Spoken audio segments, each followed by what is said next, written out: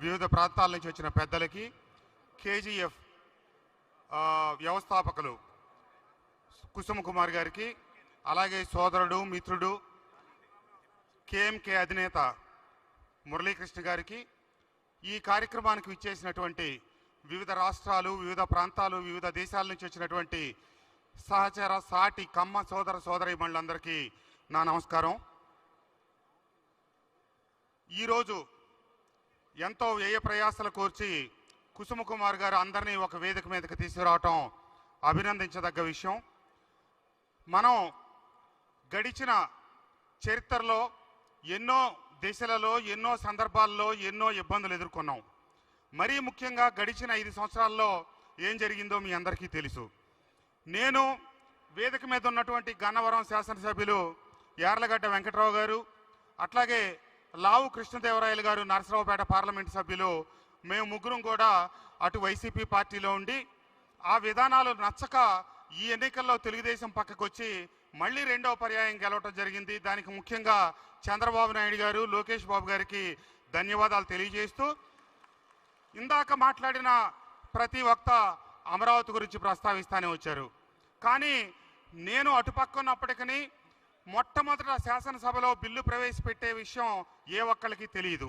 Bill ప్రవేశపెట్టిన తర్వాత కృష్ణా గుంటూరు జిల్లా శాసనసభ్యులు, ఆనాటి కొన్ని చోట్ల గెలవని దగ్గర ఉన్నటువంటి ఇన్ఛార్జీలను కూడా పిలిచి జగన్మోహన్ రెడ్డి గారి ఇంట్లో సమావేశం పెడితే నేను ఒక్కడనే శాసనసభ్యుడిగా ఉండి గంట సేపు పూర్తిగా వ్యతిరేకించి అంబటి రాంబాబు గారికి, అలాగే కొడాలి నాని గారికి ఎదురు తిరిగి గంట సేపు నేను మాట్లాడటం జరిగింది. పూర్తిగా 3 రాజధానులు వ్యతిరేకించడం, అమరావతిని తరలించడాన్ని వ్యతిరేకించడం.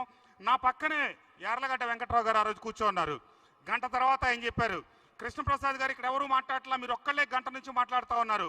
రాజకీయంగా మీకు ఇప్పటికే జరగాల్సిన నష్టం చాలా జరిగింది, ఇంకా కనుక మాట్లాడితే ఇంకా జరుగుద్దంటే నేను చెప్పా అదే వేదిక అప్పుడే వెంకట్రావు గారికి, ఎంత నష్టం జరిగినా కూడా నా అభిప్రాయాలను అయితే నేను దాచుకోవడానికి సిద్ధంగా లేను వెంకట్రావు గారు అని చెప్పి ఆ రోజే చెప్పడం, అదే బహిరంగంగా చెప్పడం, ఏమైతే అప్రజాస్వామ్యక విధానాలు గత ప్రభుత్వం అవలంబించిందో, ఒక కులాన్ని తిడితే లేకపోతే ఒక కులాన్ని ఇంకొక కులం మీద రెచ్చగొడితే నాకు రాజకీయంగా ప్రయోజనం కలుగుతుందని జగన్మోహన్ రెడ్డి గారు ఏం ఆశించారో ఆ లక్ష్యం తప్పు అని చెప్పి నేను బహిరంగంగా చెప్పడం జరిగింది. నువ్వు మంచి చేసి హక్కును చేర్చుకో తప్పితే, ఎందుకంటే చరిత్రలో ఈ రకమైనటువంటి ఎన్నో దాడులు, ఎన్నో రకమైన ప్రయత్నాలు జరిగినా వాటన్నిటిని విజయవంతంగా ఎదిరించి ముందుకు సాగిన జాతి కమ్మ జాతి అని చెప్పి తెలియజేస్తూ, భూమిని నమ్మాం, ప్రకృతిని నమ్మాం, ప్రకృతితో కలిసి సహజీవనం చేస్తూ ముందుకు సాగాము.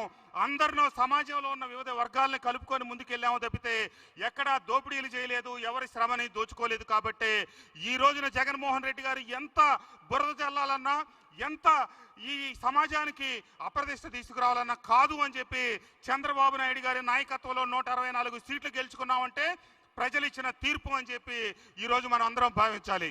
కాబట్టి వీటన్నిటిని ఎదుర్కొందాం.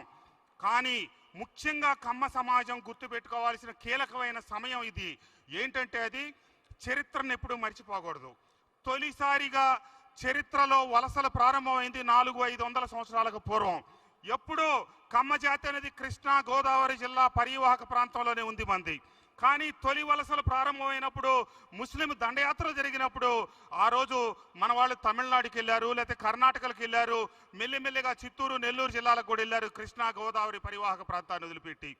కానీ ఎప్పుడో 400-500 సంవత్సరాల క్రితం తమిళనాడు కోయంబత్తూరు ప్రాంతాలకు వెళ్ళి వ్యాపార రాజకీయ రంగాల్లో స్థిరపడి ఎంతో ఉన్నతంగా ఎదిగినప్పటికీ మన మూలాలు మర్చిపోలా, జాతి సంకరం కానివ్వాలా, అక్కడ ఉన్నటువంటి తోటి సాటి సామాజిక వర్గాలని ఎదుర్కొంటూ ఎంతో బలమైన భాషా దురాభిమానం అనుకోవాలో, భాషాభిమానం అనుకోవాలో, తమిళులకు ఉన్నటువంటి ఆ భాషాభిమానాన్ని తట్టుకొని కూడా ఈ రోజుకు కూడా అభివృద్ధి చెందని తెలుగుని 500 సంవత్సరాల పూర్వం మన తెలుగు వాళ్ళు ఏమైతే మాట్లాడే వాడుక భాష ఉందో ఈ రోజున మనం మజ్జిగ అంటా ఉన్నాం, ఆ రోజు చల్ల అనేది అదే చల్లని మాట్లాడుతూ ఉన్నారు, ఆ రోజు కూడు అనేది ఈ రోజుకు వాళ్ళు కూడు అని మాట్లాడుతున్నారు తప్పితే అభివృద్ధి చెందలేదు కానీ తెలుగును మర్చిపోలా.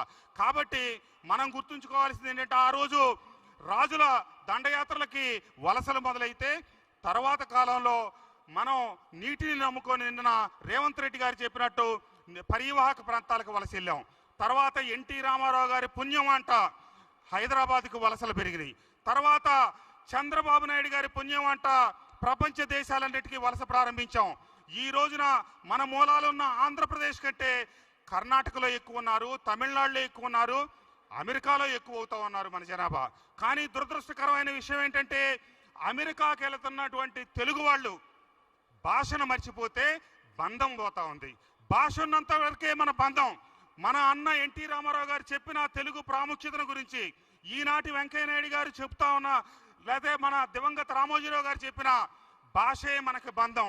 భాషను మర్చిపోయినాడు మన బిడ్డలు అక్కడ మీరందరూ. ఎందుకంటే వ్యవసాయం మీద ఆధారపడిన కులం కమ్మ కులం.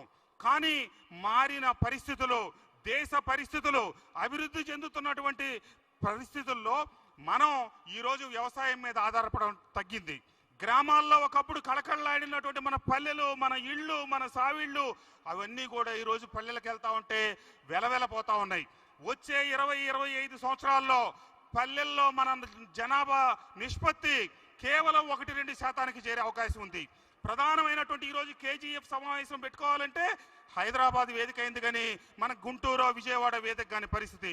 ఇంకొక 25 సంవత్సరాల తర్వాత మనం వేదిక పెట్టుకోవాలంటే ఇక హైదరాబాద్ కానీ అమెరికా కానీ అవుతుంది.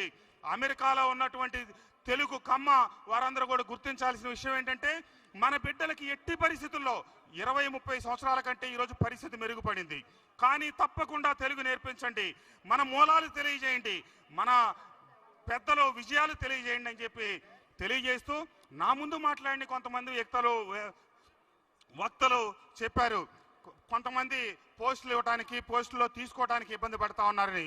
ఇబ్బంది పడిన దశలో, ఇబ్బంది పడిన సందర్భంలో గత ప్రభుత్వ హయాంలో కమ్మ అధికారులు కావాలని ఏరి తీర్చి పక్కన పెడితే ఆ రోజు తప్పకుండా మేము అవకాశం కల్పించాం. ఈ రోజున ఉన్న పరిస్థితుల్లో తప్పకుండా, ఎందుకంటే 164 శాసనసభ్యులు అధికార పార్టీకే అనుకూలంగా ఇప్పుడు గెలిచారు కాబట్టి అన్ని చోట్ల వాళ్ళకి అవకాశాలు వస్తాయి.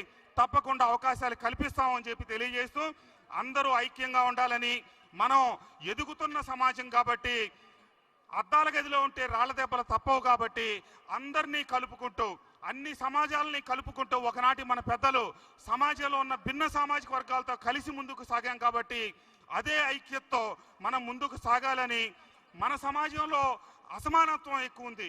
కింద కూలి పనులు చేసుకునే వాళ్ళ దగ్గర నుంచి సొంత విమానాల్లో తిరిగే వాళ్ళ వరకు మన వాళ్ళందరూ ఉన్నారు కాబట్టి రాబోయే రోజుల్లో చదువే ప్రధానంగా కింద తరగతుల్లో ఉన్నటువంటి మన బిడ్డలందరికీ మనం చేయూతనిచ్చి చదువు చెప్పించి వాళ్ళని సమాజంలో ముందుకు తీసుకురావాలని, మరీ ముఖ్యంగా వలసలు వచ్చే ప్రతి ఒక్కళ్ళు, వలసలు జరుగుతున్న దాంట్లో 70% పైబడి అమెరికాకే వలసలు వెళ్తా ఉన్నారు కాబట్టి రాబోయే రోజుల్లో తానా కావచ్చు, అమెరికాలో ఉన్న ప్రతినిధులు కావచ్చు, ఈ వాస్తవాలన్నింటినీ గమనించి ఈ జాతిని సక్రమంగా ముందుకు నడిపించి మన మూలాలు మర్చిపోకుండా ఉండేట్టుగా తెలియజేయాలని చెప్పి తెలియజేస్తూ నన్ను ఈ కార్యక్రమానికి ఆహ్వానించి మీలో ఒకటిగా భాగస్వామిని చేసినటువంటి కుసుమ కుమార్ గారు, సోదరులు మురళి గారికి, ఈ కార్యక్రమానికి విచ్చేసి ఈ వేదిక మీద ఉన్న పెద్దలందరికీ కూడా నా హృదయపూర్వక ధన్యవాదాలు, నమస్కారాలు తెలియజేస్తూ సెలవు తీసుకుంటా ఉన్నాను.